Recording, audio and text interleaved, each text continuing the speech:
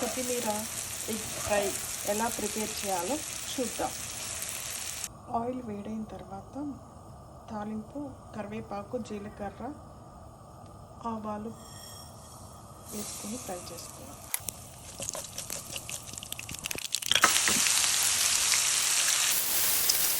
Onions ఫాస్ట్గా fry అవ్వడానికి salt, పసుపు వేసుకొని ఫ్రై చేసుకోవాలి.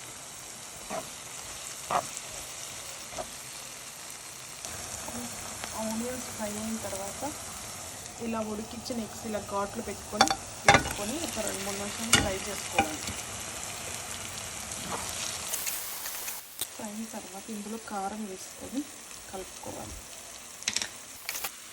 చివరగా కట్ చేసుకున్న కొత్తిమీర వేసుకొని కలుపుకోవాలి.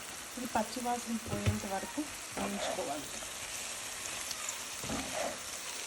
లాస్ట్లో ఒక పూలు గరం మసాలా వేసుకొని కలుపుకొని ఫ్రై చేసుకోవాలి. ఇలా 1 minute ఫ్రై అయిన తర్వాత ఇంకా వేడి రసంలో కవర్ చేసుకొని తినేయాలి.